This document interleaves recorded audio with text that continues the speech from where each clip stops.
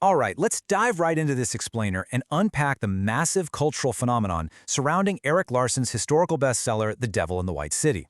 Now, if you run in circles that love architecture, U.S. history, or especially true crime, you have absolutely heard of this book. I mean, it sits on countless shelves and is constantly referenced as the ultimate, definitive guide to one of America's most infamous figures. But what if the massive cultural reputation of this widely celebrated book is actually masking a totally different reality?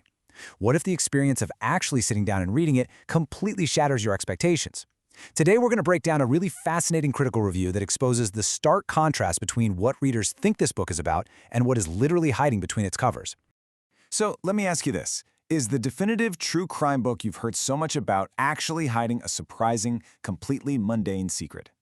Think about it. When you pick up a book with the word devil right there in the title, a book heavily marketed to the true crime community as the ultimate story of a historic serial killer, you expect thrills, right? Chills, psychological terror, a deep dive into a dark criminal underworld. But imagine the immense disappointment of cracking open those pages, getting strapped in for a dark thrill ride, and realizing that a massive portion of what you're actually reading is focused on, well, construction delays, architectural planning, and endless struggles with building logistics. It totally changes the experience.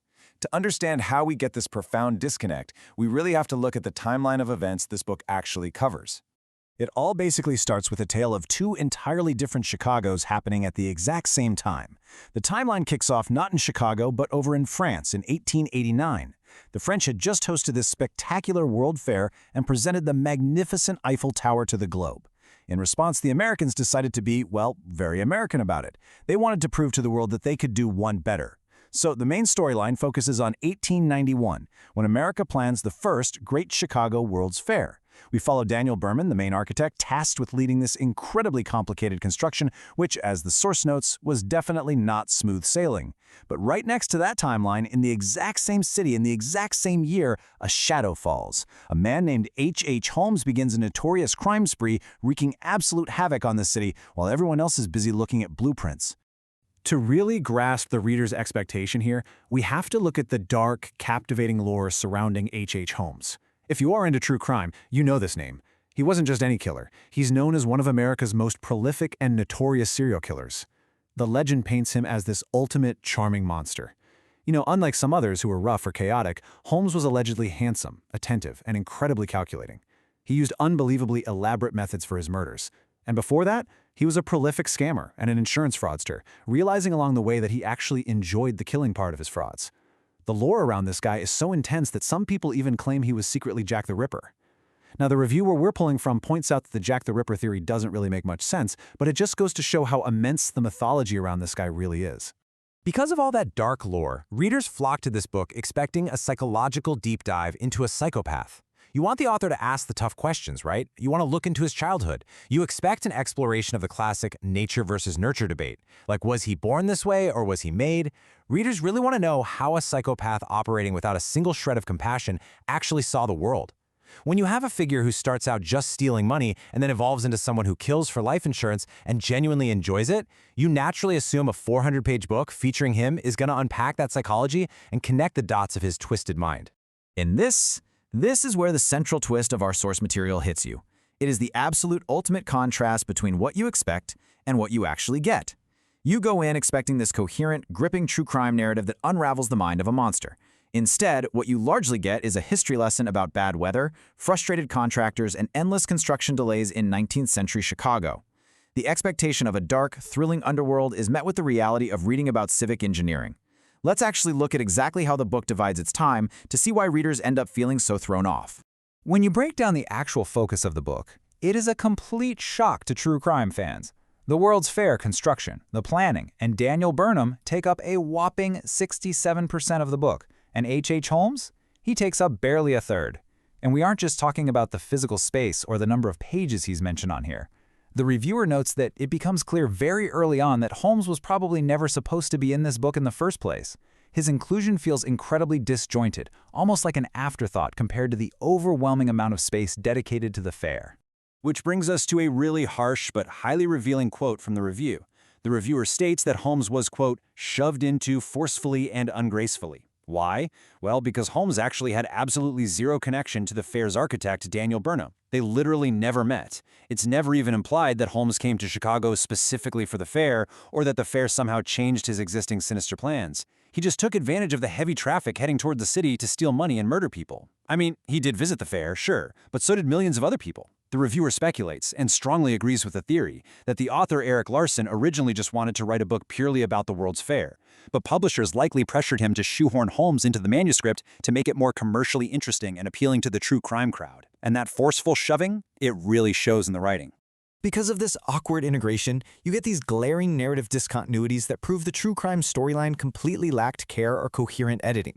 In the parts about Holmes, we barely get a coherent storyline at all. There are so many missing parts that make it impossible for the reader to connect the dots. The reviewer points out a perfectly absurd example of this. In one bit of the book, Holmes is asking his wife to come with them somewhere.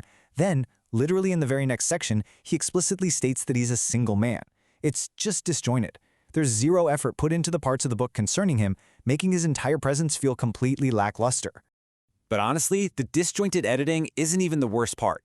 The reviewer makes a deeply poignant observation here.